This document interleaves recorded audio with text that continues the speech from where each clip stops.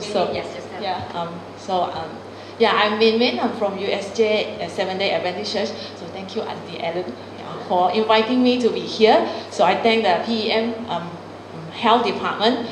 So I'm very glad to be here to be speaking to all of you. So yeah, especially thanks to our Mission Health Director, Auntie Ellen. You will always be Auntie Ellen to me. I can't call you the other name, no? It's always Auntie Ellen. Yeah, so just want to give a very brief introduction about myself. So you know my name, I'm Min Min. So my husband is here, my daughter is also here. So I'm a breast cancer researcher at Cancer Research Malaysia and University of Nottingham, Malaysia. So I had a PhD in public health, which I did in Monash University, Malaysia a few years ago. And then I have a Master of Public Health from IAS. So I'm sure you know where is IAS, right? It's our Adventist postgraduate institution in the Philippines. So today I'm going to share some tips about how to become a vegetarian. So I'm a vegetarian. But this is not working. So first of all, I would like all of you to stand up. So after a very nice breakfast, we have to walk around a bit, right? So I would like to invite you all to stand up. And can you move to the space over there, open space there? We will walk there. Okay. Exercise a bit.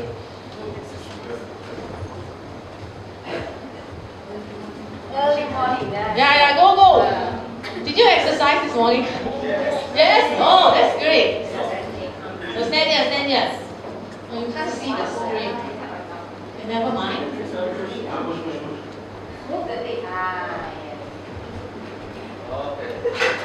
Okay, so everyone is here, right? You don't miss anyone. Okay, so I have a question. So first question. How many of you think you are healthy? So if you think you are healthy, your body is in good condition, please go to my right side. If you think you are not very healthy, so you go to my left side. So we follow the Bible. At the right are the sheep. The left we have all the goats. No neutral ground. When it comes to heaven, you have to make a choice. No neutral ground. So yeah, you think you are healthy here? You think you are not healthy here. Okay, you can do that. And there's no right or wrong. Okay, so you remember us. Look at everyone. So you are in this position. So this is the second question. Okay, so you have to do the same exercise, but the question is this: how many of you think you are practicing a healthy lifestyle, regardless of the health condition of your current health condition? You are healthy or not, it doesn't matter. So how many of you think you are practicing a healthy lifestyle? So healthy lifestyle, go to my right. Not very healthy lifestyle, go to my left. So separate the sheep from the goat. Yeah, so those trying to is okay. You can choose trying to. Try to, yeah, you can choose. Okay, so you can see the difference. Right? So when I do this previously, right, so what I observed was that when I asked the first question, how many of you think you are healthy? So people who are like more senior, they will go to my right side. They will go to my left side. So people who are younger, they will go to my right side. They think they are healthier. And the older one, they think they are not so healthy. But then when I come to the second question, how many of you think you are practicing a healthy lifestyle? Then it will be an exchange. So all the young ones will go to my left, all the older ones will go to my right. So we always start to value health when we are older, right? Okay.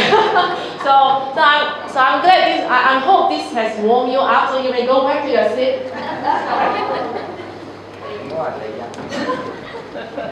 In 2012, so that was 5 years ago. So 5 years meat-free for me. So you look at the picture, right? There's an ant over there. So you might be wondering, what is this ant doing here? Oh? Ant is not vegetarian, no? Ant eats everything. Okay, so this is called a big red fire ant. So the sting is very, very painful. It's poisonous. So this ant is the decisive factor. It's one of the reasons I became a vegetarian. How is it so? So I just tell you my story.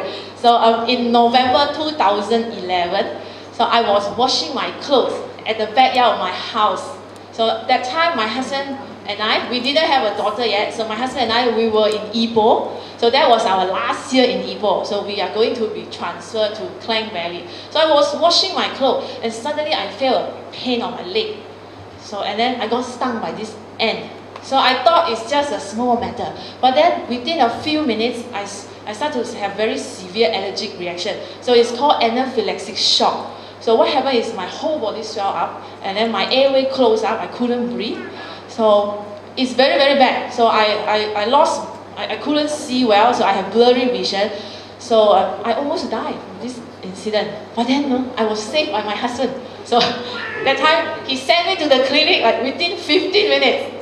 Driving so fast. So in that 15 minutes, my whole body swelled up so fast, so very, very fast. But then, and then in the clinic, I also fainted. So because my blood pressure was so low and I had difficulty in breathing, so I fainted in the clinic. And then the doctor gave me a jab of epinephrine jab, so I was revived. And then the clinic doctor sent me to a hospital for observation. So I still remember, I was supposed to be hospitalized that night, but then I was begging the doctor to discharge me because that night we were supposed to have a farewell party by the church member. So they are going to invite us for a farewell dinner in one of the nice hotel there. So I don't want to miss that. I don't want them to cancel it because of me. So I was begging the doctor. So the doctor finally relented, so just let me go. So that's why that time I managed to go to the farewell party after anaphylactic shock. So I'm glad for that. Okay, so this is how I became a vegetarian, and because of this ant. And how did I become a vegetarian? Because after my anaphylactic shock, right, about 1 month after that, I start to have skin rashes. Urticaria, skin rashes. So my skin rashes will only come out at night. It's very weird. It only comes out 1 month after that incident, and then only came out at night. So at night, so my rashes were like zombie. Came out at night. So it's very frustrating. So I have these skin rashes for months. So what happened is I would take antihistamine. So in the beginning, so I would take one antihistamine every few days. After that is every 2 days. Every 1 day, even until at the end, even one antihistamine per day is not sufficient. So it's getting worse and worse. So I told myself, this is so frustrating, I must do something. So when I look back into my medical history, so I remember that when I was younger, right, I used to have an allergic reaction to chicken. So I was thinking, maybe I can try to eliminate chicken from my diet. So I did that. So first I tried with chicken, and then I tried with beef, and it worked. When I don't eat chicken, I don't eat beef, the skin rashes will subside. So that's the point when I decided I want to become a vegetarian. I like it or not, I have to be a vegetarian, right? Unless I want to eat antihistamine for the rest of my life. So this is the end that makes me a vegetarian until now for 5 years. Yeah, that's my story. So for vegetarian, there are a few types. So I am the first one, this one. This is called a lacto-ovo vegetarian. So lacto stands for milk in Latin. Ovo means egg in Latin. So lacto-ovo vegetarian, someone like me, they would take dairy products, they would take eggs but no meat. So no other meat. So another kind is lacto-vegetarian. They will take dairy products like milk, cheese, but they won't take egg. Okay, another kind is ovo. Ovo vegetarian is not so common. Usually people will take dairies, not egg, not the other way around. So ovo vegetarian means someone who take eggs but no meat. So we have vegan. Vegan will not take any animal products, including honey. So no honey, no eggs, no dairy products. And then in Malaysia, there's another kind of vegetarian. They are Buddhist vegetarian. So Buddhist vegetarian, they are quite similar to lacto-ovo vegetarian. And the only difference is that they don't take garlics and onions. And no garlics, no onions. Okay, so I want to ask you this. Have you heard of the word pescatarian? Yes. Okay, pescatarian is someone who eats fish and no other meat. So I just want to emphasize this. If you are a pescatarian, you are not a vegetarian. Okay, fish is meat. It's animal flesh. If you are eating animal flesh, you are not a vegetarian. So pescatarian is not vegetarian. So why am I saying this? Because in the church, I always heard people saying this. Someone will ask someone, are you a vegetarian? And that someone will say, yes, I am vegetarian, but I'm eating fish. It's like, why? You're eating fish, you're not a vegetarian. So just remember that.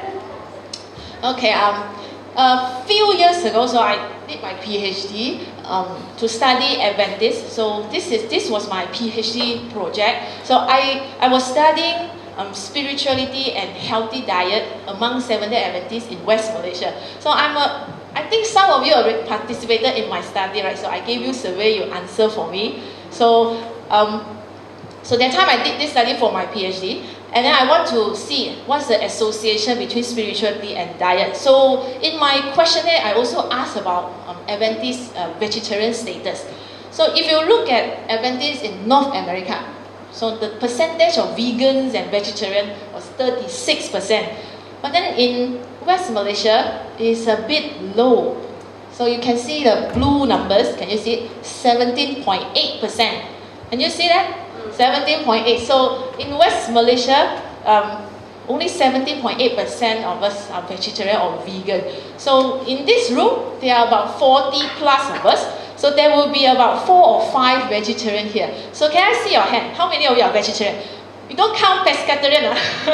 Okay, 1, 2, 3, 4, 5. Hey, not bad. So we are above average, the Adventist average. Okay, so it's not a major thing in West Malaysia Adventist. So from my observation, right, I have not done study on this. This is just an observation in the church. So I found that in order for people to become vegetarian, there are some challenges to overcome. And then especially for people who have eaten meat before. So the first challenge is this: meat is too yummy. So you look at that. Being a vegetarian is a big mistake. You miss the steak.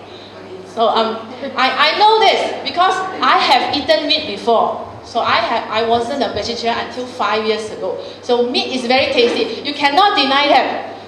So if you are born vegetarian, that is no problem. But if you want to transition, you want to change from meat eating to vegetarian diet, this is very, very difficult.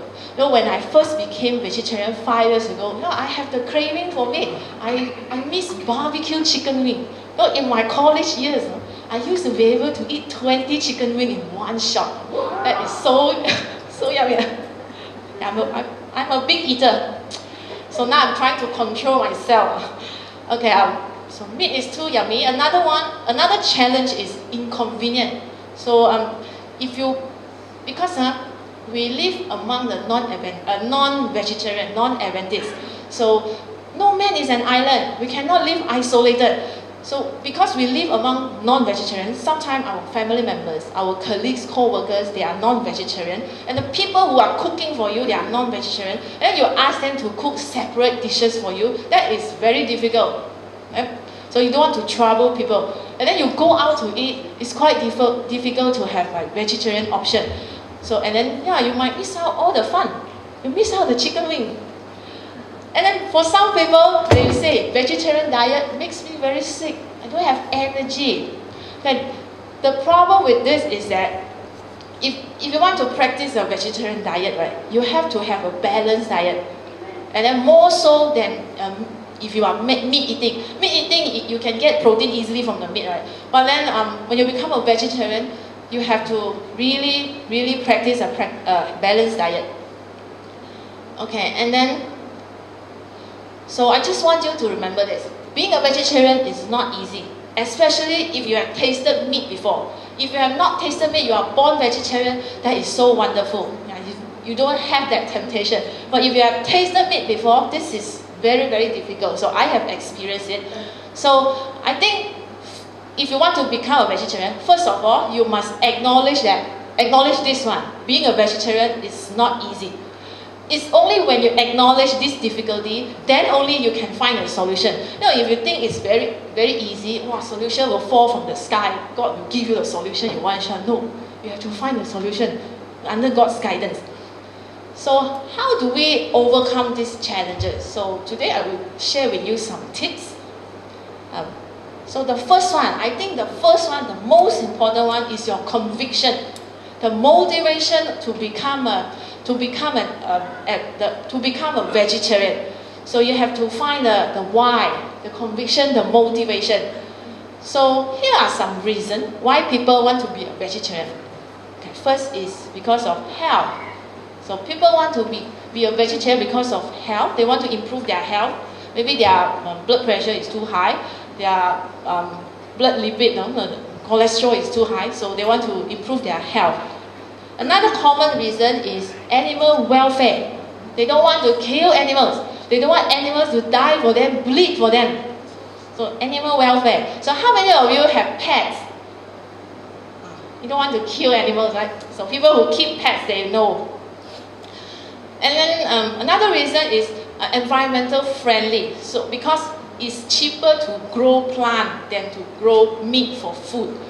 So it's more friendly to the environment. And then you grow plant for food, it costs less energy. So another reason is economics. Because some people think vegetarian meal is cheaper. You go out to eat vegetarian food, usually is cheaper. But actually not necessarily so. Some vegetarian food can be very expensive. Okay, and then perhaps the stronger motivation that I observe is religion. So many people, they become vegetarian because of religion. And then if you become vegetarian because of religion, it is less likely that you will go back to meat eating. I give you an example. You know, a lot of Hindu vegetarian, you rarely see Hindu vegetarian turn back to meat eating. So that's my observation. Maybe it's different from you, but that's what I saw. So these are the 5 common reasons why people become vegetarian. So I want to continue my vegetarian journey here. So just now I talked about how I became a vegetarian 5 years ago, right? But actually, that try, right? This time, this is my 3rd time of trying to be a vegetarian. This was my 3rd attempt. So before this, I tried 2 times. The first time, I was 16 years old. So very young at the time.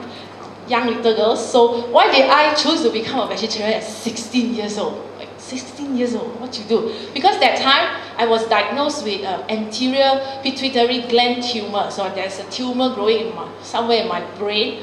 So, you know, when you have, a young girl like that, and then you have this kind of diagnosis, right? It's like a spiritual awakening. I'm sure all of you have that moment, right? Spiritual awakening. So what happened is that I became very good girl. I started to attend church regularly, go to church every week, and then I changed my diet. But the problem with this is that I was only because of I was a vegetarian because of health. And then after I received my treatment, after a year, the doctor said I'm okay. So if you're okay, you don't think it's very important to be a vegetarian anymore. So I went back to eating meat again. So that one only lasted for a year. So not very long. Okay, the second time was during my college years in AIU in Thailand, the Adventist University in Thailand. So what happened is that during my first year, I attended a course called Health and Wellness. So during that course, one of our required reading is Allergic, Counsel on Diets and Food. So we have to read that that was our textbook. So I was reading that, so I feel very guilty. So I was eating meat, eating all the junk food. A young girl in college, you eat all the junk food as much as you can. So I feel very, very guilty. So after that, I became a vegetarian. So I tried to eat healthy as much as possible. So what happened is that for this second attempt, right, it only went on for about 1 or 2 years. And then I gave up. Because you know why? You are a college student. How can a college student eat healthy? Everyone is eating junk food. So you have so many parties, private parties, by staff. So many parties to attend. You go to parties, you want to eat barbecue chicken wing. So it was very, very difficult. So I gave up after 1 or 2 years. Okay, so when I look back, right, I realized that my previous 2 attempts, they were based on wrong motive. That's why I told you, your motive, your conviction is very important. So my first time, it was based on health alone. Just health. Because I'm afraid, the tumor will become malignant, will become cancer. Okay, so, and then the second time, I became vegetarian because of guilt. So I read Ellen G. White's book, The Council on Food and Diet, and I was very guilty. But guilt, after some time, that feeling will go away. So you cannot base your change of diet on some feeling that will not last. So now maybe you are wondering, this is my third time already. Will I be successful? So for this third time, I became a vegetarian because of health also, right? Because afraid of allergic reaction, right? So, but then this time, even though at the beginning it was because of health reason, I have found some other motivation to keep on being a vegetarian. That's why it's lasted so long, 5 years already. And I think this time it will last for the rest of my life. I don't think I will change anymore. Okay, because when it comes to health, right, I don't think now I will have any more skin rashes. So, I had a daughter. I delivered her about 3 years ago. Pregnancy is a wonderful thing. So it changed you. So my pregnancy changed me. After I delivered my baby, all my skin rashes, all my joint problem, skin problem, all the problems are gone. You know, it's like pregnancy gave me a restart of my life, my body. So my daughter is a blessing to my health. So I think now if I eat meat, I won't have any more skin rashes. Because and then in the past 5 years, so because I live among, I eat with a non-vegetarian. Accidentally, I ate meat, but then I never developed any rashes anymore. So I think now I'm safe to eat meat, but I chose not to eat meat anymore. So because, yeah, like I told you, I have found some other motivation.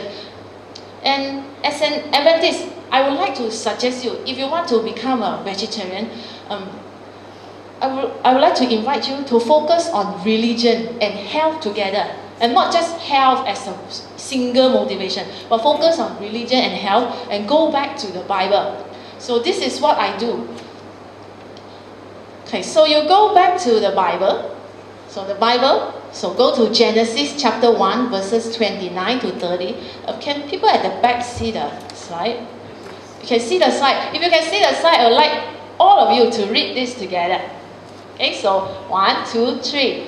God also said, "Look, I have given you every seed-bearing plant on the surface of the entire earth and every tree whose fruit contains seed.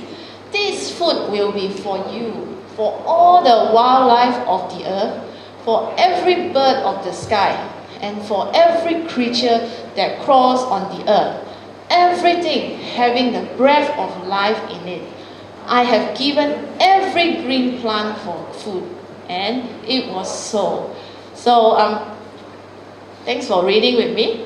So when God first created the world, so God gave us plant as food. So not just to human. This plant-based diet was for human and for animals.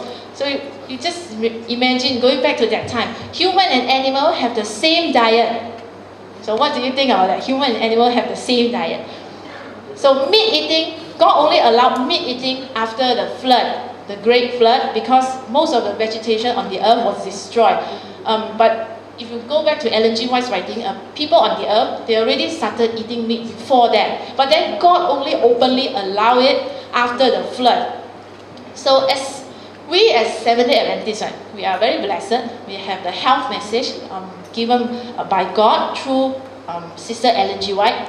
So, and I think if you choose to be a vegetarian, because of religion, because of biblical reason, together with health reason, this will be a strong enough motivation to keep you going. So, how does God bless us? So you go to this. I would like to show you this one. This is blue zone. Have you heard of the blue zone? Have you heard of it? Okay, good. So there are 5 blue zones in the world. So one of them is Loma Linda. So what is a blue zone?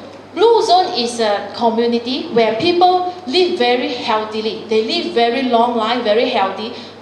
Their lifestyle diseases only develop very, very late. And then in this blue zone, this area, right, you will find a lot of centenarian, which means people who live more than 100 years old. So can you imagine living 100 years, 200 years old? I'm 35. So that will be another 65 years to go. So more than 100 years, these people.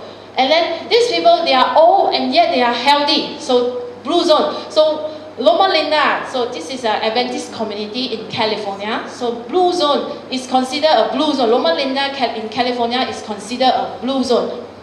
So in Loma Linda, California, the Adventists there, they have a similar percentage of heart disease and cancer, but then they develop much later in life. So in ordinary American, they develop early, but then Adventists, everything is postponed. So all the degeneration is postponed. So which means Adventists in Loma Linda, California, they tend to enjoy good health for longer time. So in fact, they are so healthy, they are so special, and people even conduct study. People feature Seventh-day Adventists in Loma Linda in National Geographic. So you can see the two issues. So you have the older one, younger one, newer one, and then our story, Loma Linda story, is also featured in the book Blue Zone. Okay, so and then the scientists in Loma Linda University, this is a very prestigious university among Adventists. So they have conducted Adventist health study. So now it's Adventist health study number 2 already. So in this study, they found that Adventists in Loma Linda, they tend to live 4 to 9 years longer than ordinary American. Not only live longer, they are also healthier. And like what I said before, 36% of them, they are vegetarian and vegans, and almost no smokers. Smoking is almost zero. Alcohol drinker, very, very, very few. So you look at that picture, you see that not old man, you see that young man, water skiing. I cropped this picture from National Geographic. So this young man was about 90 plus year old. 90 plus year old and still water skiing. Nothing can stop him from water skiing. So, and I believe he's still alive now. So this is a blessing from God. And then the Adventist health study too, right? They also compare vegetarian Adventists with non-vegetarian Adventists. So they found that vegetarian Adventists, they tend to have lower risk of lifestyle diseases like heart disease, cancer, high blood pressure, diabetes, dementia, and osteoporosis. So when people try to compare the different blue zone, right? Remember just now we have 5 blue zone, right? So some people put like these 3 blue zones together. So Loma Linda, Sardinia in Italy, and Okinawa in Japan. So they try to compare their characteristics. So when they compare, right, they found that these 3 blue zones, they have a few shared characteristics. So if you look at the middle one, it's not very clear. So they have family, no smoking, and then physical activity, so they are physically active, and then they have good social engagement, so they have very healthy network of friends and family. Okay, and then they eat a lot of beans. So one of them is a plant-based diet. So this is like most common characteristic shared by all of them. It's a plant-based diet. And okay, it doesn't mean vegetarianism. It just means the diet is mostly based on plant. So Loma Linda vegetarianism is very common.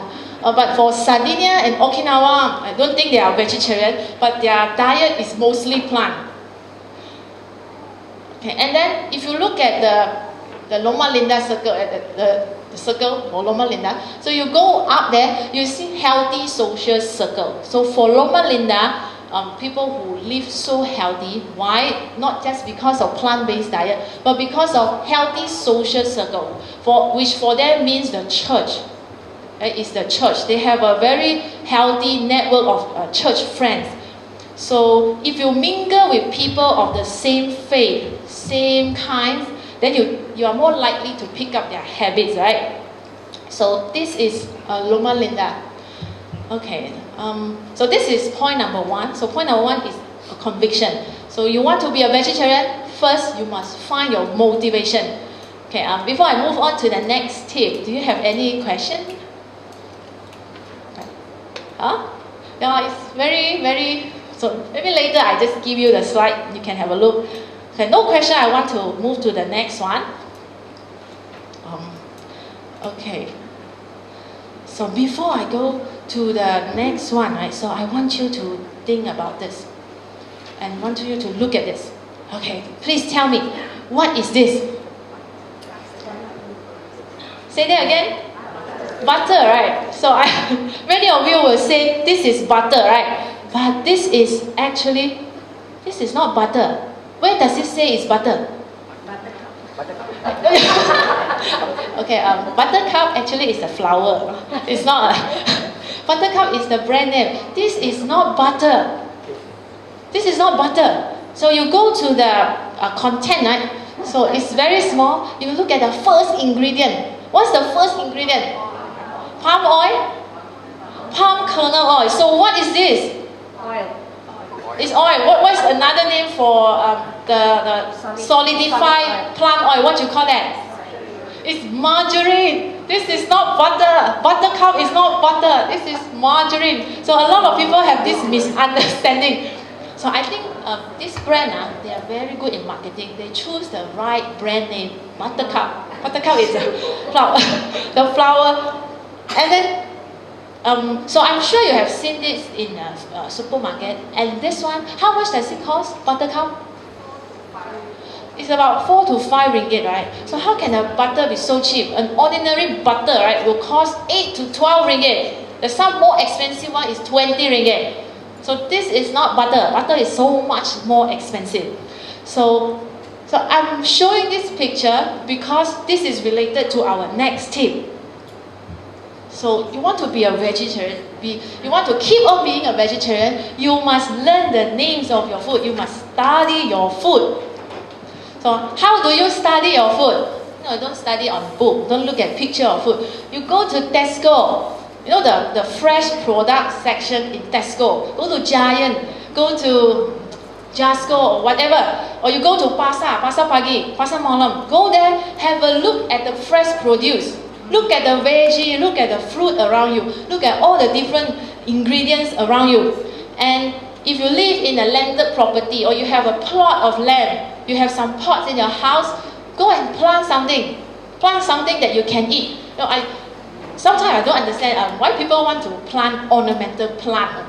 It's just for display. So if I plant something, I would prefer to plant something that I can eat. So plant something you can eat. Learn the names of your food. So now I have a few trivia. So I want you to tell me the names of the ingredients. So I will show you the name of the food and you tell me what it is. So this is the first one. What is this? No, this is not a cucumber. No. Squash. Okay, almost close. It's a snack. No. Start with Z. Here is zucchini. Zucchini, yes, zucchini. So you must study your food. Okay, the next one, what's this? Mushroom. Okay, I know it's mushroom. Tell me the name of the mushroom. Button mushroom. Yeah, yes, this is a white button mushroom. So what we do with this, usually, we put it in pasta, right? The mushroom pasta. Okay, the next one. What's this? Yeah, okay, yeah, you know, that's very good. If I show this to the foreigners, the masala, they wouldn't know what is this. So this is butter. No, this is tempeh. We just had it yesterday, right? Yesterday night, if you are here. So we have gado, so that's tempeh. What's this? Not ginger. Yes, it's turmeric. It looks like ginger. So I told you, you must go to the fresh market, look at the food. Okay, what's this? Yeah, very common.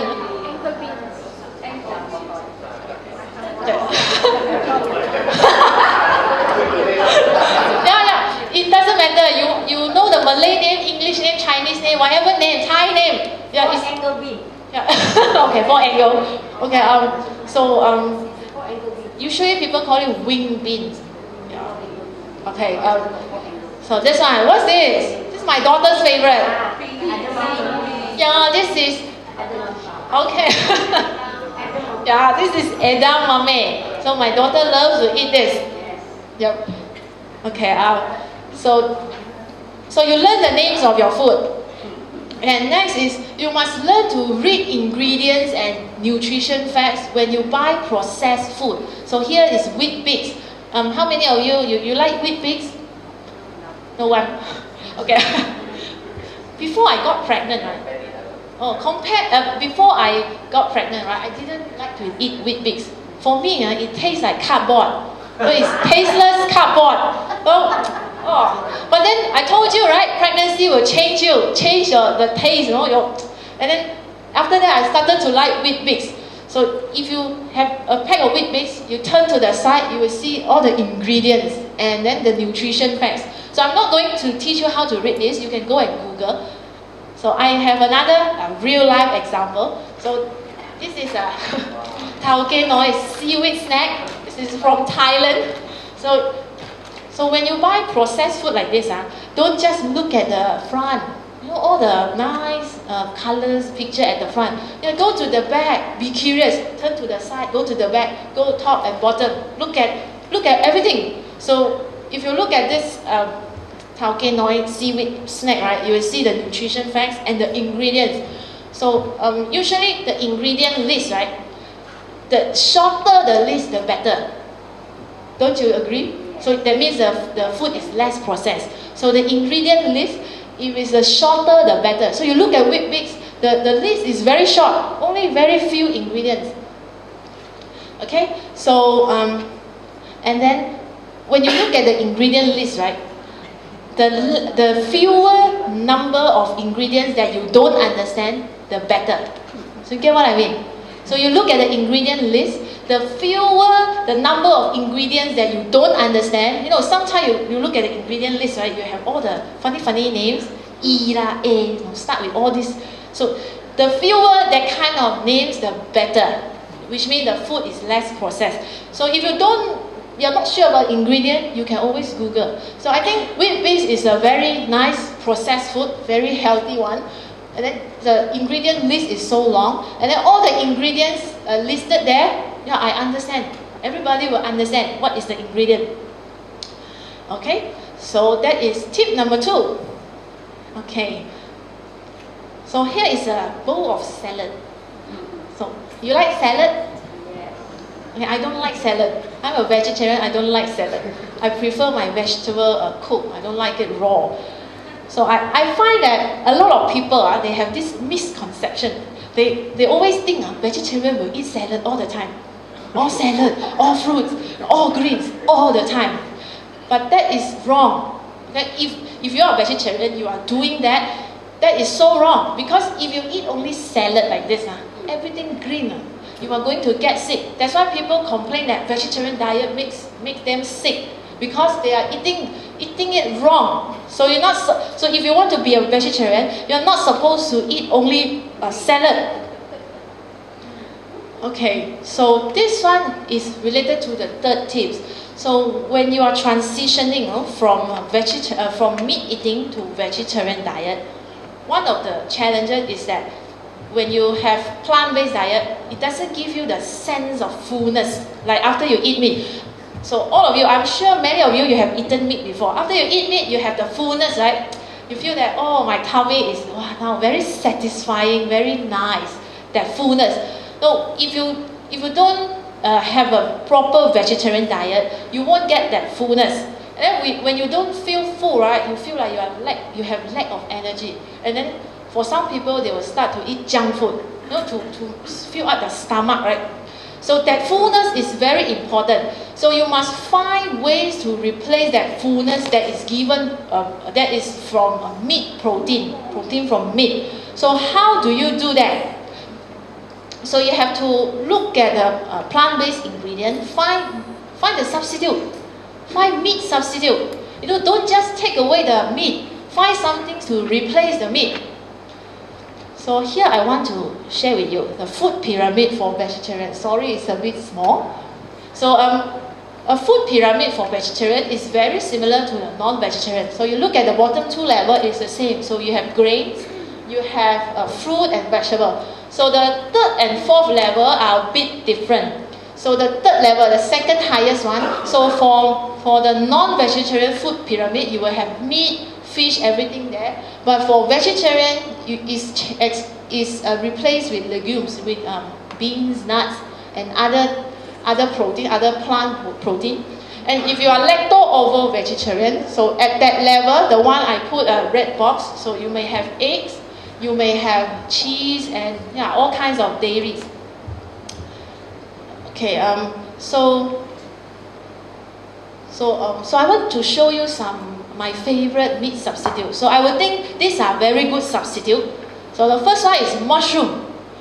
Okay, mushroom is a very good meat substitute because it has very high protein content. So if you eat a lot of mushroom, it will give you that sense of fullness.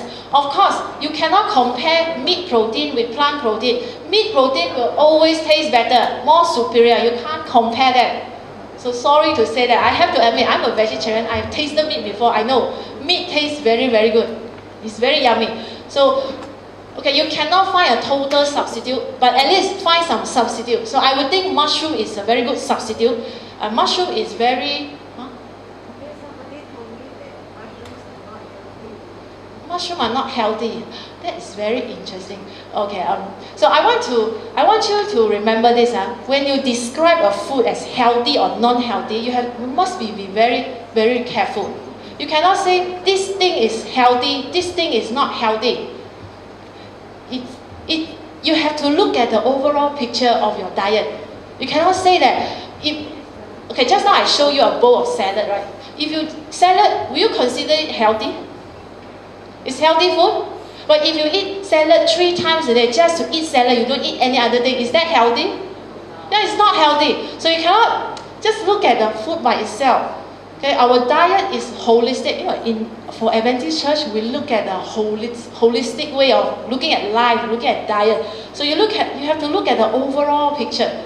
So you cannot just say that mushroom is unhealthy. Why would you say like that? So, yeah. Never mind. We can talk about that later. But like I told you, I think mushroom, they are very good meat substitute because of high protein content and the texture. I find it very similar to meat. Okay, of course, it's not the same like meat, but very similar. And I think it's very good if you want to transition to a vegetarian diet. And second choice is soy product. Okay, like tofu, tempeh, soy milk. So you can replace meat with soy product. Okay, and then soy is a very common food for Asians. So I would think we all will have no problem. But the only problem with soy product is like tofu. Tofu is very bland. So you have to find ways to make it nice. So that one I will share later. So the third one, third replacement is to eat more beans, legumes. So you have all the red bean soup, green bean soup. Yeah, those are my favorite. And the last one will be your nuts and seeds. So these are the things you can replace meat with. So if you want to practice a balanced vegetarian diet, you have to include this. No, you cannot just, I told you, right, you cannot just take away that meat. You have to replace with something. Okay, so the previous 2 tips, right? What are the previous 2 tips? Find the substitute. What's the previous one? Conviction. Huh? Conviction. Conviction is the first one. What's the second one? Study your food. Yeah, study your food and find your substitute, right? These 2 tips, they are related to this one. You have to study the recipe. Study the recipe of your food. So, and if it's possible, right? If you have the recipe, learn to cook it yourself. Okay, I am not a good cook, but I try my best to learn how the particular dish is being prepared. So if you know how a dish, how this dish is being cooked, then it's very helpful when you go out to order food. You don't always eat at home, right? You go out to eat. When you go out to order food, you know how to tell the people who prepare the food to replace the meat. You tell them to replace with tofu, replace with mushroom or anything else. So, and then if you know how a food is cooked, right, then it's easier for you to find meat substitute. So I want you to look at this. This is a non-vegetarian nasi lemak. So this morning we had nasi lemak, right? Okay, so this one is the non-vegetarian version. So if I want to convert this nasi lemak into vegetarian version, how would I do that? So first of all, we have to study the ingredients, right? So from this nasi lemak, so nasi lemak is quite plant-based already. So most of it is plant. Now we have some non-plant, some meat-based ingredients. So tell me, what are the non-plant ingredients in nasi lemak? List. sambar. So these are the two main things, right? The non-vegetarian side of nasi lemak. So for ikan bilis, how will you replace that?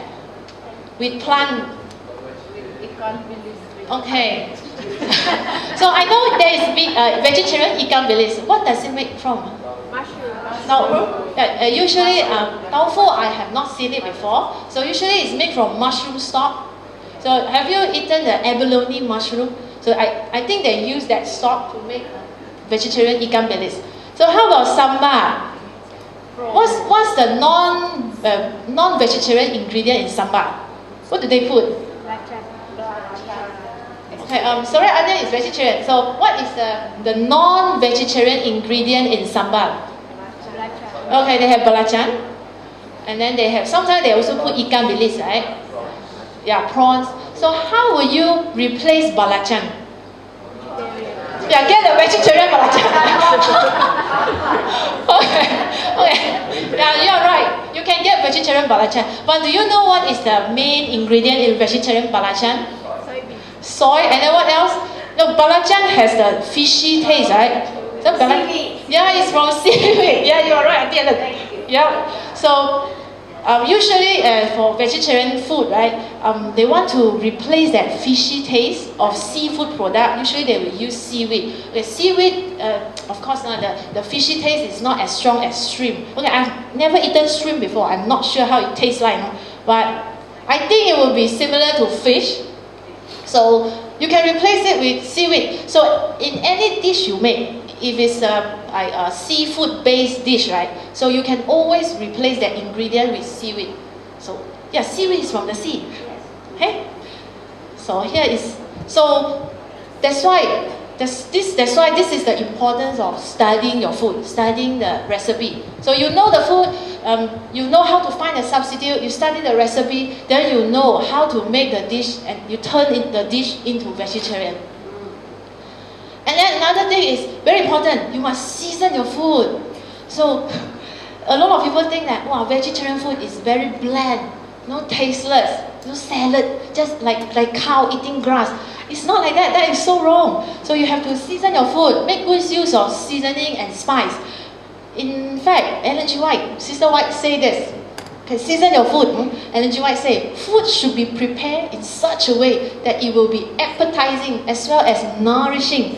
It should not be robbed of that which the system needs. I use some salt, okay, and always have, because salt, instead of being deleterious, is actually essential for the blood. Vegetables should be made palatable with a little milk or cream or something equivalent.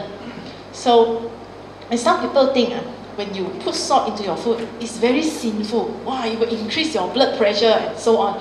So, don't think like that. How can you eat like bland food? So let me ask you, how do you feel when you eat very bland, tasteless food? How do you feel? Do you enjoy it? You don't enjoy it, right? I think for me, eating tasteless food is a torture, is a suffering. Imagine you try to eat tasteless food 3 times a day, every day. That is, I don't know what kind of life is that. That's why if you eat like that, you are going to give up vegetarianism very, very easily.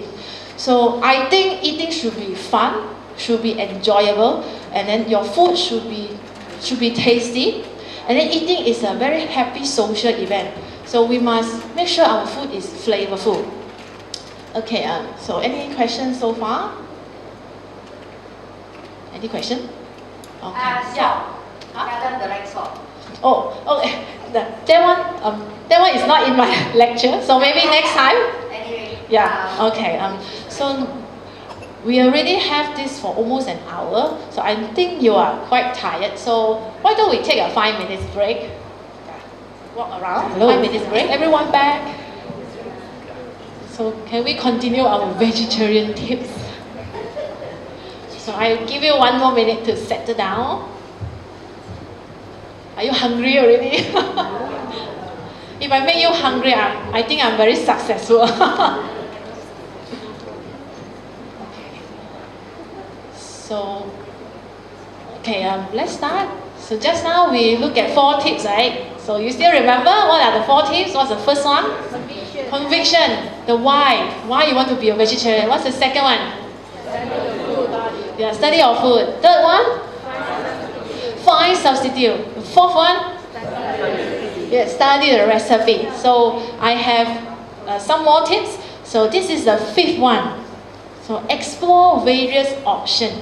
So various options to eat. So of course, the best option when it comes to vegetarian food is to cook it yourself, prepare it at home. But then, like I told you just now at the beginning, right? No man is an island. We are not living isolated, alone by ourselves. So we live among non-vegetarian family members, non-vegetarian friends and colleagues. So, and then we live in a city. I think most of us, we live in a city. We are very busy at work. So in many families, both husband and wife, they are working. So if your wife is working, please don't make her cook for you every meal. That's so tiring. So, so go out and eat. Give your wife a break. And then sometimes we want to go out, hang out with friends, hang out with non-vegetarian friends. So what do we do? So usually you go out to eat, right? The easiest is to go to vegetarian restaurant. So this is Chinese vegetarian dishes. So most of the vegetarian restaurant outside that you see, they offer the Buddhist-friendly vegetarian cuisine. So which means they have no garlics and no onions. So those major vegetarian restaurants, they will do that.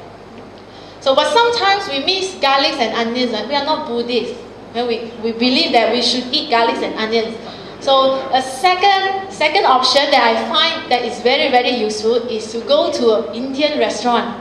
So Indian restaurant. So when I say Indian restaurant, I don't mean mama. I mean the Hindu restaurant. So Hindu restaurant, usually they offer a very good variety of choices of vegetarian dishes. So this is my favorite, banana leaf rice. How many of you like banana leaf rice? Oh, okay. So you are ready to be a vegetarian and go to eat banana leaf rice. Next time we can go and eat together. Okay. So this one. So this is. So these two places, yeah, they are mostly for vegetarian. So how about if you go to non-vegetarian places, then you want to eat? So what do you do? So this one usually is the greatest challenge. You know, like at the beginning, what I say, inconvenient. So when you go to non-vegetarian places, you have very limited option. So maybe for you it's difficult, but for me, I think it's very good. No, I don't like to have so many choices. So I'm very glad I become a vegetarian, because when I go out to eat with non-vegetarian friends, I will just grab whatever vegetarian option is possible. So I don't have to make so many choices. You know, sometimes our greatest dilemma is what to eat for dinner, what to cook for dinner. So if you are vegetarian, I think you eliminate many choices. So one of my favorite, you go to a non-vegetarian place to eat, is to order Loi Cha. Have you heard of Loi Cha? No? Loi Cha is a Hakka cuisine. So they have the vegetarian and non-vegetarian one. The vegetarian one, you tell them, they will know how to prepare for you. They will take out the shrimp for you. And then usually they will ask you, do you mind eating garlic? So they will think you are Buddhist. But then you just tell them, if you want to eat garlic, you just tell them it's okay, you can put garlic. So Loi Cha, and by the way, Loi Cha is, they have like veggie soup. The soup is green. Green soup on a lot of green veggie. So a lot of fibers here. Thunder tea rice. Thunder tea rice, yes. Yes, it's called thunder tea rice. Wow, that's the direct translation. So it gives you a thunder lightning. Ooh. Okay, and this one for me, right, this one is also because of my pregnancy. I changed my taste. Before I got pregnant, right, I never liked to eat Loi Cha. It's like eating grass, all the veggie. It's worse than salad. But then, I don't know, after I got pregnant, my taste changed. I still don't really like salad. I can eat it, but I don't prefer it. But Loi Cha, I like it very much. So I think this is a very good option. And I think Loi Cha is an acquired taste. You have to get used to it. So if you're not used to it, you'll find it very, very green, that kind of feeling. So another way to order food is, you go to those Chinese those that offer cook veggie dishes for you. You can tell them you want stir-fried vegetable. So this is stir-fried sweet potato leaves, one of my favorite also. So this is how you can order food. And No, you go to those hawker center, right? Some they have these rice dishes. You can tell them you want this. This is called lo hon zai. You know, when you heard the word zai, it means vegetarian in Chinese, in Cantonese. So you tell them you want lo hon zai, they will know how to cook for you. So they won't even put garlics and onion because lo hon zai is a major dish for Buddhists. So you can tell them lo hon zai. If you want to eat egg, you just tell them just add an egg. So lo hon zai with egg.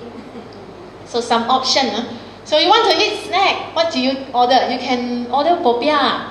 Popiah is also a vegetarian option. So in many places, they will offer the vegetarian and the non-vegetarian version. Tell them you want the vegetarian version. So they will take out the shrimp and the meat floss for you. So this is seaweed popiah without meat floss. And let's say you go to Korean restaurant. Do you like Korean food? Yeah, you can order bibimbap without the meat. Just tell them take out the meat. So this is what I do. So by the way, these are the picture. These are my own picture. I took this picture myself. Okay. Another one. If you go to Japanese restaurant, I think it's even easier. You can order vegetarian sushi. So sushi, you go to vegetarian restaurant. Usually when they give you the menu, they will show you the picture of the sushi, right? So from the picture, you will know what kind of vegetarian sushi you can order. So you can order this kind, the one with the tofu skin kind. Okay, so sometimes you want to go out to some more fancy restaurant. You know, you have social event. You want to celebrate birthday with your friends, family, or farewell. Okay, you can. So here are some a more nicer restaurant that I can recommend to you. Some example. So the first is Nandos. So you might be thinking, Nandos. Nando, isn't it for chicken? You think of Nandos, you think of chicken, right? You look at the logo. What's that? That's a chicken. Okay. But surprisingly, Nandos offer vegetarian option. So this is the menu, Nandos menu. If you look closely, you have vegetarian option here. So I magnify it for you. Okay, so in fact in Nandos, there are two vegetarian options. So they have the black mushroom halloumi wrap. So that is in that picture. It's a wrap. It looks like chicken, right? But it's mushroom. Halloumi is a kind of cheese. So it's a mushroom cheese wrap. So another menu is a vegetarian burger. So it's made from chickpea. So is it surprising? In Nandos, eating vegetarian food in Nandos. Okay. Okay. So the next one is my burger lab. Okay, so this very obvious. This place offers burger. So when we think of burger, we always think of meat, right? Now how can we think of vegetarian food in burger place? My burger lab. So my burger lab is okay, it's from Singapore. Okay, and then my burger lab is famous because of its nasi lemak burger. So they make nasi lemak into burger. So if you are not vegetarian, you can go and try it out. But in my burger lab, they also offer a range of vegetarian options. So it's over there, the red box. So I magnify it here. So look at this, vegetarian burgers. So they have tofu burgers and mushroom burger. So their famous mushroom burger is called Vivian's Husband. So I don't know why it's called Vivian's Husband. So that is Vivian's husband. Yeah, it's very funny. This is a very, very nice, I tried it before, it's very nice. So Vivian's Husband is made from portobello mushroom. So portobello mushroom is a very big kind of mushroom. You can fry it like a burger patty. And then because it's one big piece of mushroom, right, it doesn't crumble. You go to Nandos, you order the vegetarian burger. That burger patty is made from a chickpea, kacang puda. So if the burger patty is made from chickpea or other thing, it will crumble very easily. So that's the problem with plant-based burger patty. It will crumble very easily. But if you use one big piece of portobello mushroom, then it won't crumble. And then in fact, this one taste I made is so surprising. Very, very surprising. So if you are staying in Klang Valley, you can go and have a try. On the third one is Papa Rich. So I'm sure Papa Rich is everywhere, right? So you know, in Papa Rich, they have 2 pages of menu specifically for vegetarian. So as you can see here, vegetarian is becoming a trend. So everywhere you go, there will always be vegetarian option. Okay, so usually before I go out with my friends and colleagues, I will tell them where they plan to go, and then I will go to this website, Zomato, and go and check the menu. So this is not the only website you can check, but this is a common one that I use to check whether the menu is vegetarian friendly. If it's not vegetarian friendly, then yeah, you can change to other restaurant. So this Zomato, right, will tell you the option, not just the fancy restaurant.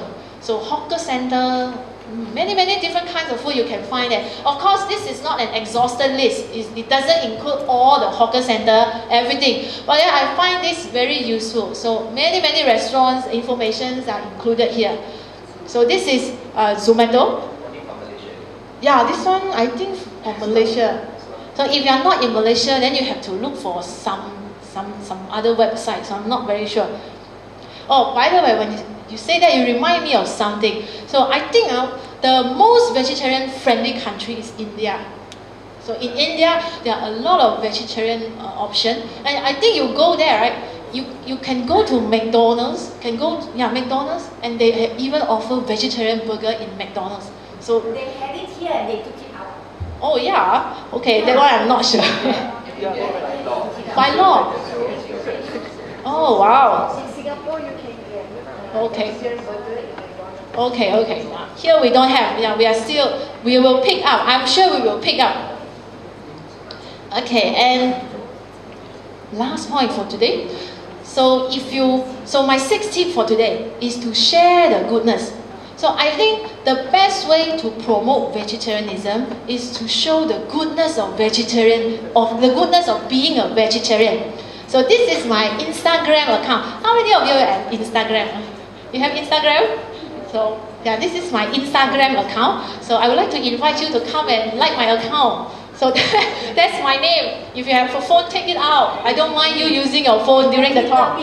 Yeah, so this is my account, Vegetamin. Vegetamin is a combination of vitamin, vegetable, and min. So Vegetamin.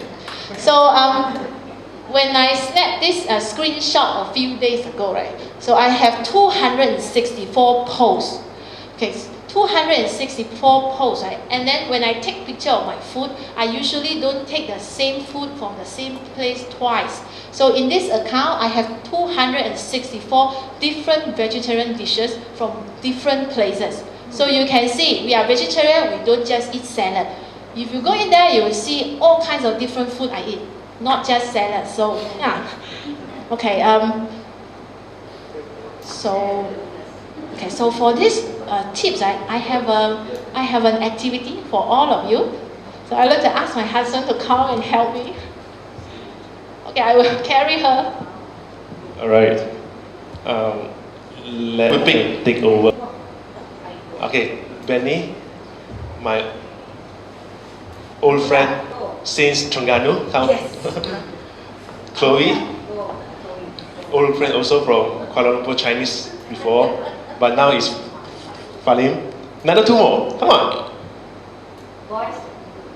Oh, two ladies, one man. Ruben. Ruben, okay. Ruben from Klang Indian. Another one. Later, all of you have to stand up, so you are going to participate. So one more. One more. If not, then I will pick.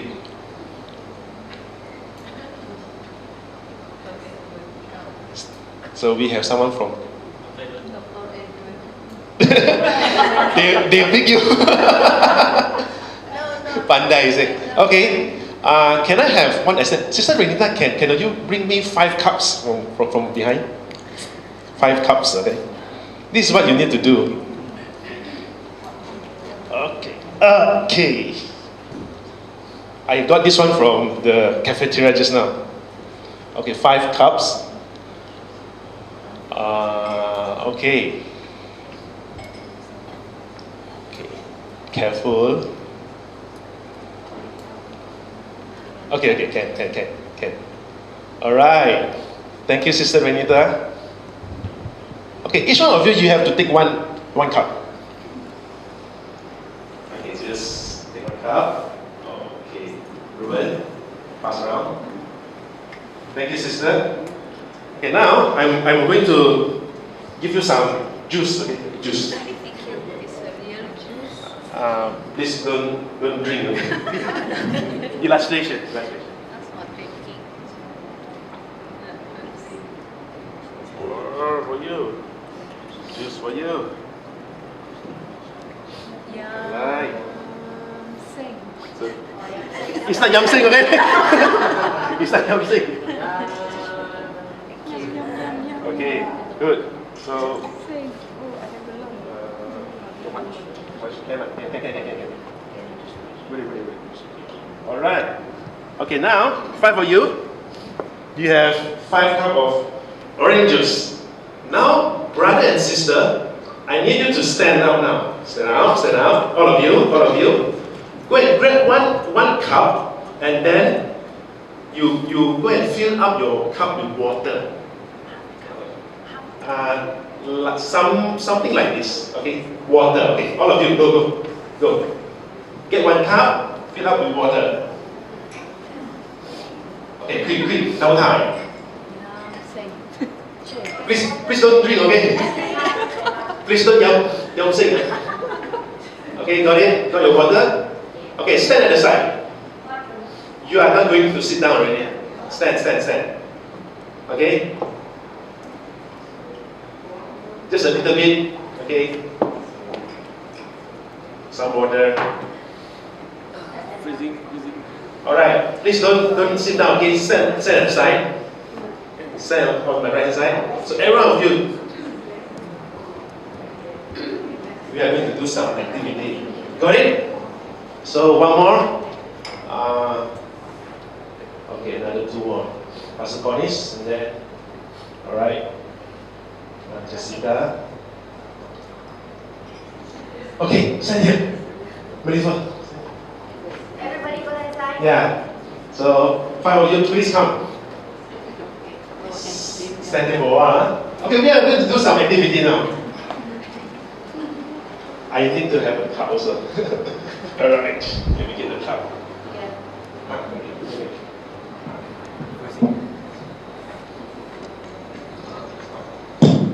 Alright, so this is what you are going to do.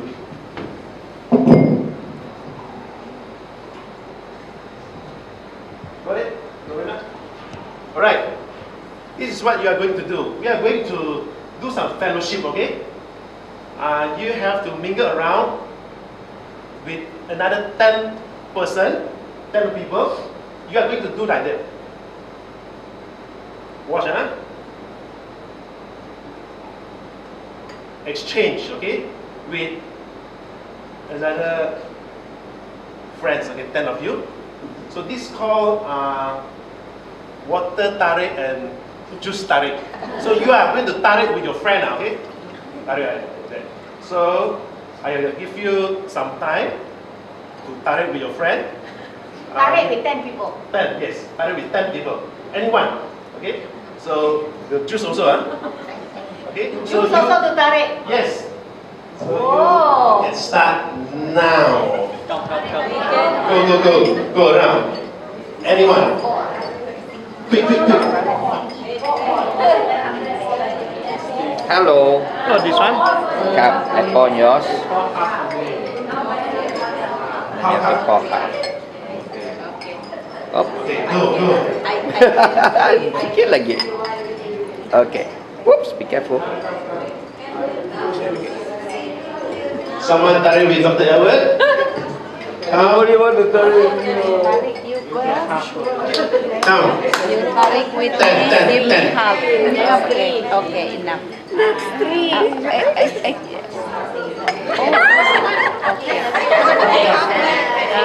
Sister. Okay, go around. Find someone from different church.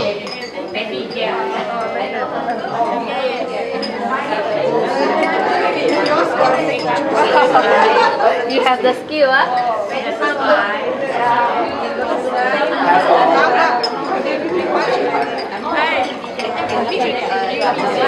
Okay, go around. Okay, go around.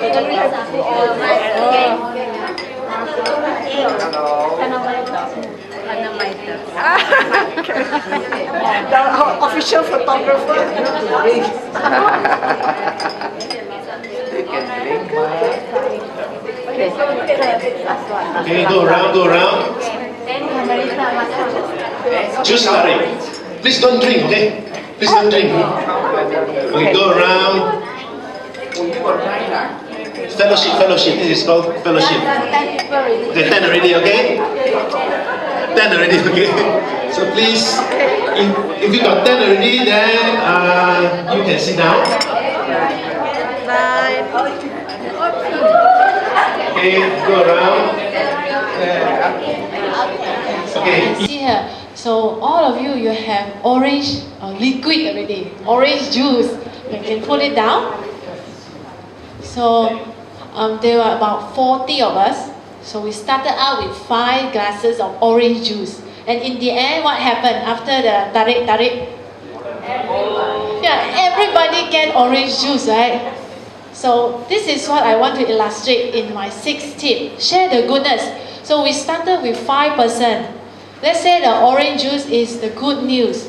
Okay? It can be the gospel, it can be any good news, or in our case here, in our talk here, about vegetarianism. Started with 5%. 5% go and spread out to 10% each. And that 10% spread to another 10%. And what happened in the community? The good news is being spread. So this is just not just for our health message or vegetarian diet. This is for our gospel. So started with 5%, you can spread out to so many people in such a short time. Amen. Yeah. So yeah, thank you, my dear husband, for doing this. I can't do this. Okay. So I just want to have a quick recap. So I hope this walking around will help you to remember what we learned today. So can you just tell me again? So what's the first tip? Yeah, it's conviction. You have to find the motivation, the why of becoming a vegetarian. And that's second one. Study your food. What's the third one?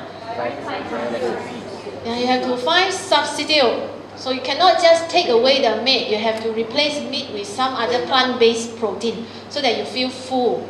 And what's number 4? Yeah, study the recipe, yes. So if you know how the food is prepared, then you know how to make it vegetarian. And when you go out to eat, you know how to order food. And number 5? Yeah, explore various options. So because we don't live by ourselves, we live with other non-vegetarian friends, we have to find out how and what we can order. Okay, what's number 6? Yes, share the goodness. So I hope you will remember. So to end out my presentation for today, so I just have some Bible verses to share. So this is found in 1 Corinthians chapter 6 verses 19 to 20. I will read because it's a bit hard to read here. So do you not know that your body is a temple of the Holy Spirit within you, whom you have from God? You are not your own, for you were bought with a price. Glorify God in your body.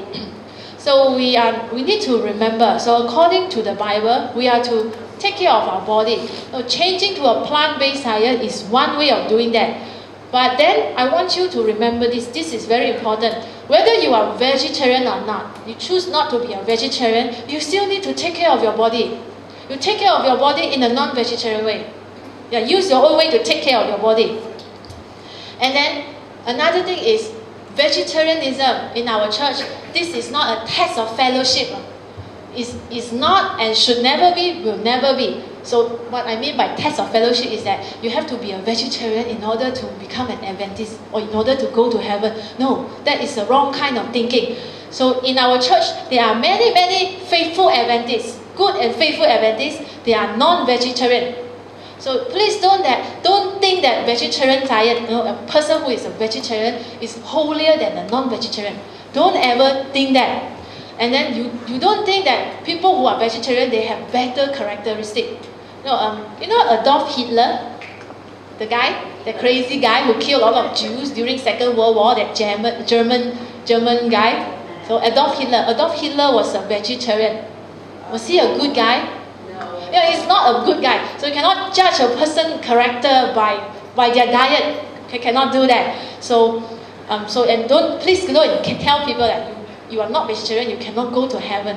So if no, Adolf Hitler was a vegetarian, so Adolf Hitler is in heaven. No. If Adolf Hitler is in heaven, I don't want to go to heaven. No. That kind of heaven is not for me.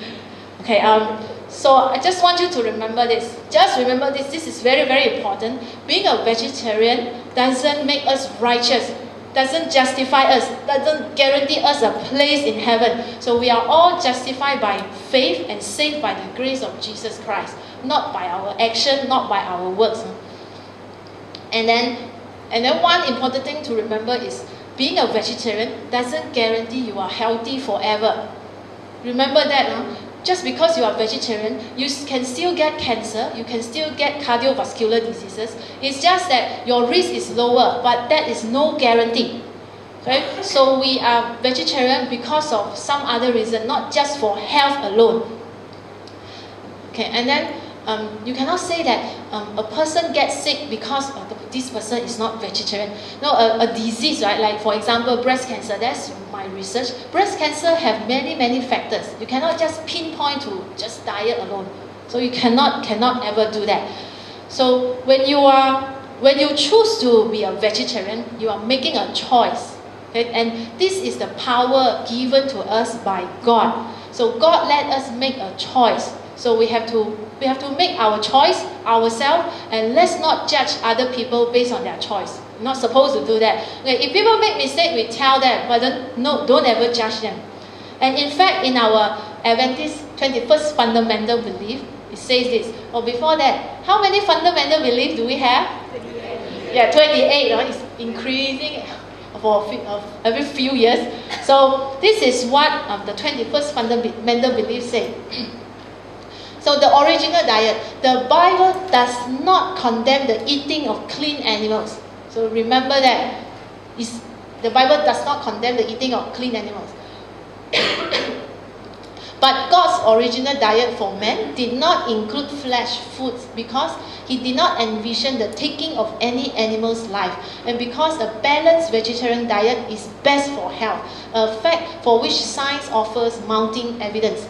So the diet God ordained in the Garden of Eden, the vegetarian diet, is the ideal, is the best we can have, but sometimes we cannot have the ideal, okay, because of some circumstances. So in those circumstances, in any given situation or locale, those who wish to stay in optimal health will eat the best food that they can obtain. So just remember this. So the Bible does not condemn the eating of clean animal, and sometimes we cannot have the ideal. So we make a choice. So we stick to that choice. Other people make the choice, they also stick to their choice. Okay, so to conclude for today, so this is the last, for my last slide. So this is my conclusion. So I want you to remember this one. This is 1, 2, 3, 4, 5, 7 words. So these are the 7 words. This is a quote from one of my favorite authors, Michael Pollan. He's not a vegetarian, and he's not even an Adventist. He's not a Christian. He's just a writer. He writes about food. So this is what he said in his book, In Defense of Food. So he said, you want to have an optimal health, you should do this. You should eat food. Okay, food, makanan, food, not supplement. Okay, not highly processed food, but food. Okay, and then not too much. Don't overeat, not too much. And then mostly plants. If you can't be a vegetarian, I would like to encourage you to eat more plant, to have a plant-based diet. So if you can't be 100% vegetarian, maybe you'll be 80% vegetarian. 80% vegetarian is not vegetarian. But for you, I will change the definition.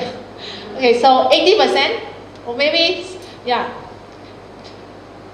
Okay, yeah, vegetarian, that's pescatarian, it's not vegetarian. Okay, so if you choose to be a vegetarian, that is very good. I'm very happy you join me in this journey. But if you choose not to be a vegetarian, so I will encourage you to eat more fruit and vegetable. So that's it for my presentation. Any question and answer? If you have any theological question, right, I will direct you to Pastor Collins. If you have any medical question, I will direct you to Dr. Evan. So any other question you can ask me. yeah. Okay, any question regarding the presentation today? What do you think about the concept being a vegetarian? They don't eat the real meat, but they eat the fake meat. Oh, fake meat. The fake one. So what I learned is that one is really harmful to our health. Actually, what do you think? Okay. So this is a very delicate issue. So people have shown that, okay, if you have eaten meat before, you want to transition to a meat-free diet, you have to find replacement, right? Like I told you. So sometimes this meat, meat substitute, this fake meat, so it can be used for you to transition. But then fake meat is a highly processed food, very, very processed. But then nowadays, there are a lot of different kinds of fake meat. Some fake meat, they are made from vegetarian stock. So when you go and buy fake meat, you really want to eat fake meat. Wow, so desperate, you want to eat fake meat. Yeah, you follow the tips just now. You study the ingredient, see how they make the fake meat. So the same principle apply here. The shorter the ingredients, the better. The fewer the number of ingredients that you don't understand, the better. So I cannot say that fake meat is bad for you, because there are so many kinds of fake meat. You can even do it, make it yourself. No, you just get some mushroom salt, mix with flour, and then you fry it. That is fake meat already, your own version of fake meat. So I cannot say it's unhealthy or healthy. So you have to look at the way it is being processed, it's being manufactured. Okay? So I hope I answered your question. So any other question? No? Yeah.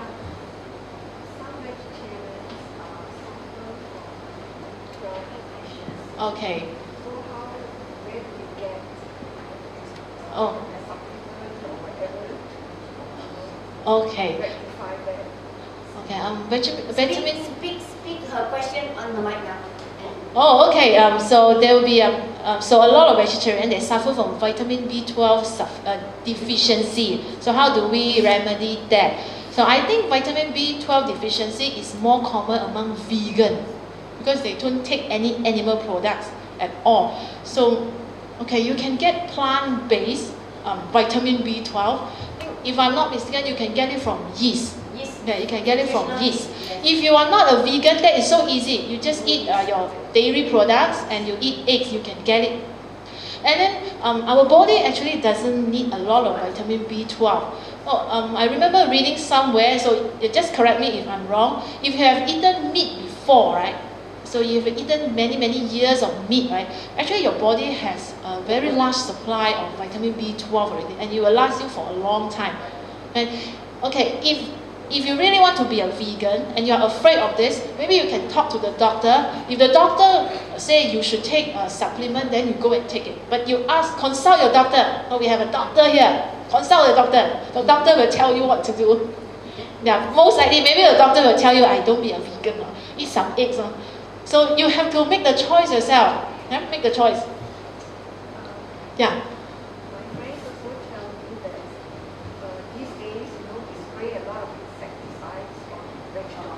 Okay. So they are asking me, it's also unhealthy to eat vegetables. Okay.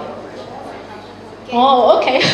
Okay, not healthy to eat vegetable because a lot of insecticide. But insecticide is on the surface, you can wash it away, right? Water soluble. Yeah, it's usually water soluble. You can go to the supermarket, get something to wash your veggie. That one is like, it's a very superficial issue. It's only outside. It's different from meat. The animals, they will eat the plants.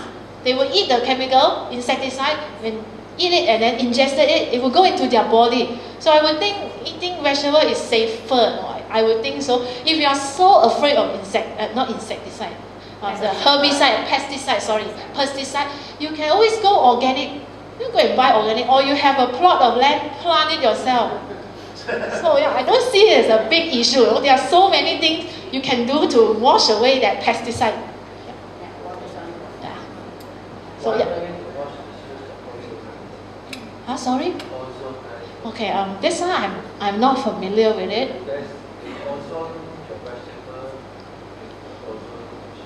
Ozone. Ozonizer. Ozonizer. Yes, yes. Okay, that's what I learned in chemistry is ozone is very toxic. No? Why would you want to use that on your? By itself is toxic. Ah. If you put it into water, it's no more toxic. Oh, okay. So In fact, we put the ozone mixed with the blood. mix. Okay. Oh, that one I'm not sure. So, It's like, I think the ozone itself is not toxic. okay. For depend on the amount you Okay. but if it's being put into water, Okay. you So that. can see the chemical floating up from Okay. the vegetables. So that one I'm not familiar. Usually how I wash my fruit and vegetable, so I will go and get, there's some kind of solution to wash your vegetable. So that one I bought it because of my daughter. I want to wash the fruit and vegetable for her. So I just use that. I think this is not a big issue. I think this should not be the reason you don't want to eat plant. Okay. So any more questions? How about the issue among ladies, those who have got this fibroid problem, they do not allow to get soybean products. Oh, okay. It's most the fibroid. I don't know what to say this thing. Okay. What I think. Okay, I'm not familiar with this. Can I direct to you? Talking about what? Fibroids. Fibroid. And soybean product. Soy is estrogen-like, but it's estrogen-friendly. So therefore, soy and the causation of fibroids and breast cancer has been, I would say, disproven. Oh, okay. It's estrogen-like, but estrogen causes breast cancer, estrogen causes fibroid. But estrogen, it's a different estrogen, I would say, isomer or Okay. combination chemically. So therefore, it becomes estrogen-friendly now. We ladies accept to take soybean. Yes, it's always been said. Yeah, this is a myth. No? They say if you eat soy product a lot, you get breast cancer more easily. But no, you look at those culture, right? They eat a lot of soy, like Chinese, Japanese. Traditionally, their breast cancer rate is very low. It's only recently when people start to adopt a Western diet, Western lifestyle, that breast cancer rates start to go up. And then because they have fewer children, and then they breastfeed in a shorter duration than before. So yeah, go and eat your soy. Don't worry. Yeah.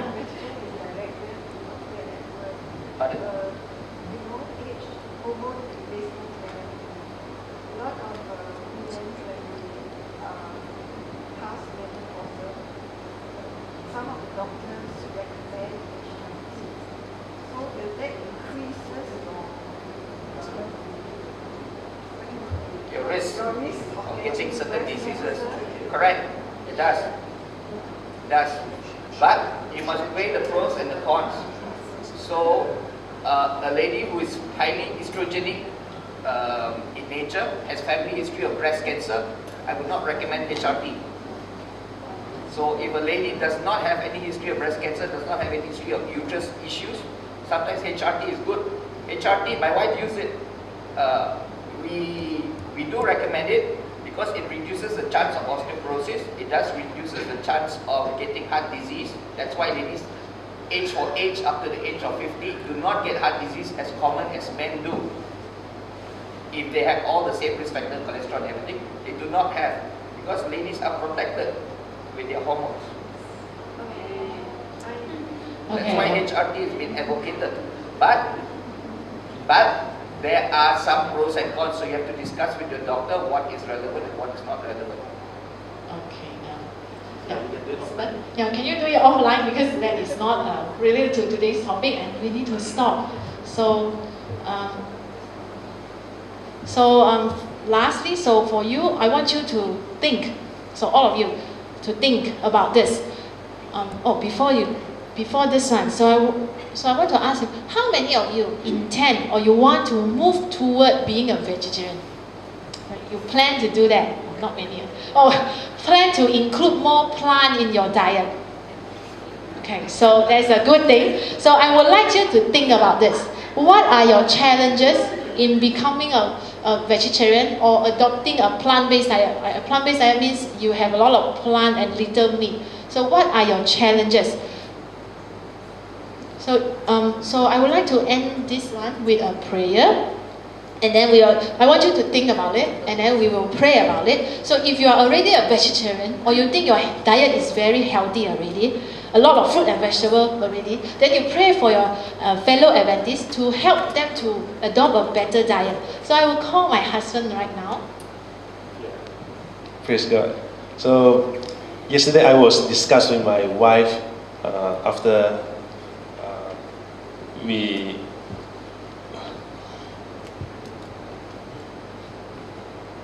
at night, okay, after we just let her sleep. So I think we have to surrender everything to God. Whatever you are going to choose now, vegetarian, plant-based diet, you have to surrender to God. So because the time is up, perhaps we can sing one song, Auntie Ellen? Can I have prepared one song. Do you know this song? I surrender all. Can we sing just one stanza? 1, 2, 3.